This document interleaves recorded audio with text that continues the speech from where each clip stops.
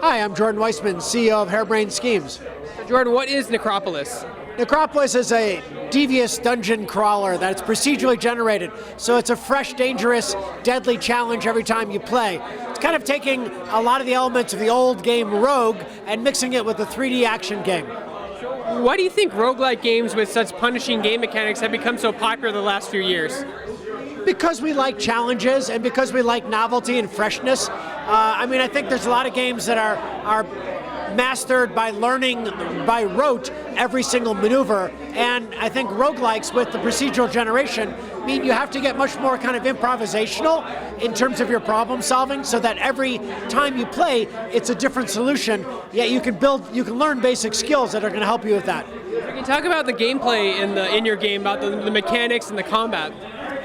Well, as I say, the combat actually is going to be very familiar to players of Dark Souls, because we use the same kind of animation-based system and actually the same control scheme. So if you're a Dark Souls player, you're going to be able to pick up the combat very quickly.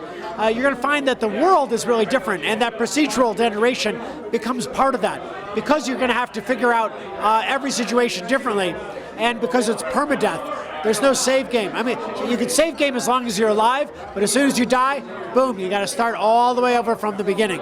So it's pretty hardcore. The fiction, though, is a little bit more fun in terms of lightheartedness. It's it's kind of a satirical twist on a classic fantasy setting. So kind of like the movie Cabin in the Woods was to horror.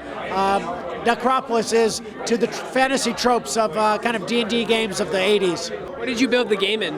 The game was built in Unity. So what's it been like as a seasoned game developer, seeing tools for making games become easy, more accessible to young game developers and seasoned game developers? Well, I've been developing games for 35 years now, and back in those days, every time we started a game, we had to write our own 3D engine to do it. We had, oh my God, it was like, building it out of bones and stones. The tools available to us as developers are so much more powerful, and what's great about that is it allows us to focus on the game and not the technology as much, so that to do something like for Necropolis, really the challenges wasn't how to get the images on screen. It allows us to really focus on the challenge of how to create a great procedural engine that generated really unique challenges every time. So first-person shooters have dominated the video game market for a long time, but we're now getting into third-person, very punishing games making a comeback. Why do you think that is? I don't know, we could come up with all sorts of weird things about the geopolitical situation and how we want to be punished, because I don't know why I'm making that crap up. I don't know, I think it's fun because we like to be challenged, and I think because we have a way now of globally sharing our challenges and our successes through things like Twitch and YouTube. It used to be the only person that could appreciate how good you did on something was the guy sitting next to you on the couch. Now that couch is worldwide, and I think so, those greater challenges now have greater social rewards because we can share our successes with so many more people. You want to talk about your art design of the game, because your art design is very unique.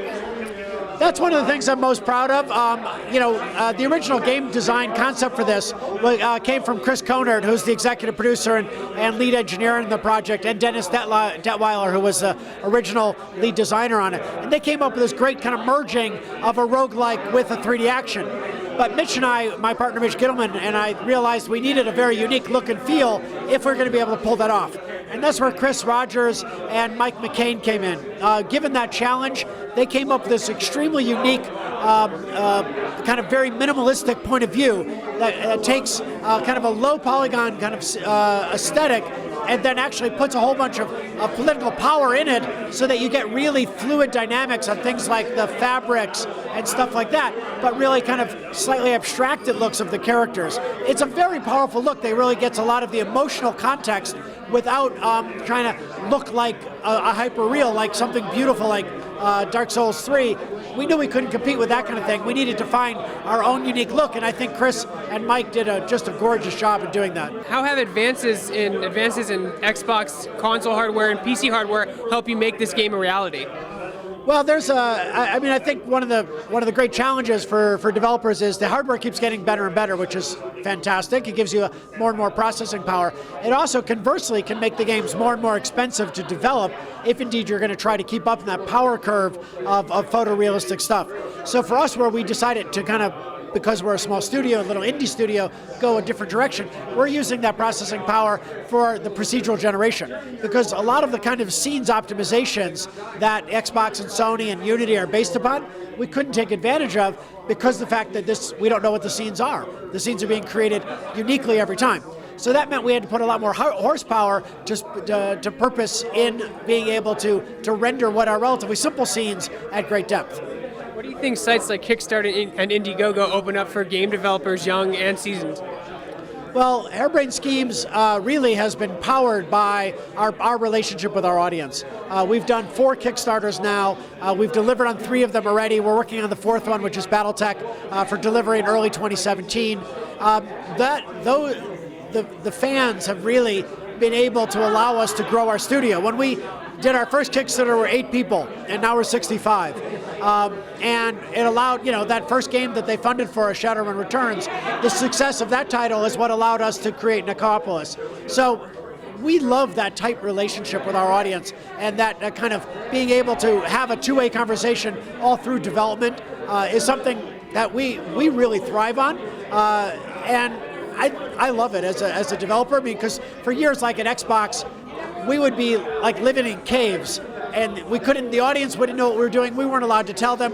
We had no feedback, Now, kind of living in a glass house, we get feedback constantly, and that both helps us make better games. It also helps with morale of the studio, because it's like you're getting feedback, and that you thrive on that. So it's been an incredibly powerful experience the last 5 years. See a lot of games coming on PC constantly because it's such an open platform, but what are some of the challenges when making a game for console like PS4 or Xbox?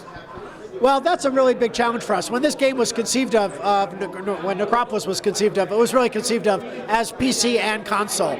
But we also knew that as a small indie publisher, that we couldn't really go through the challenges of cert for Xbox and Sony and the marketing on those platforms. And so we were lucky enough that the game attracted a lot of attention, and we were able to talk to many publishers. And we couldn't be more ecstatic that the team we ended up with was Bandai Namco.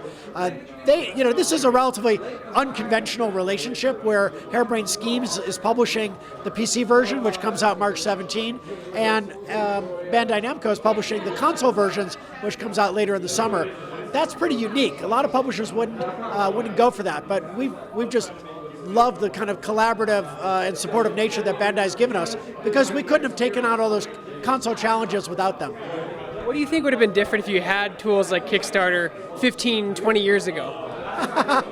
Wow, that would have been interesting. I think it would have fueled, one, I think we'd be on like the second or third generation of crowdfunding by now, which would be good, because we're going through the first generation. And look, it's been fantastic, but it has its challenges. I mean, there's a lot of games that don't ship, and that's really hard on consumers. And so I think we're starting to see that start to evolve, and obviously if it started 15 years ago, those would be more evolved by now. I think the ability for it to generate additional indies would have probably resulted in less kind of ebbing and flowing of the indie scene and a more continuous indie scene like we're starting to see supported now. When can people play your game, and what platforms will it be on? So Necropolis is available on Steam on pre-order now, and it'll be available in full release on March 17th, and then it'll be available from Bandai Namco for Sony and Xbox in the early summer.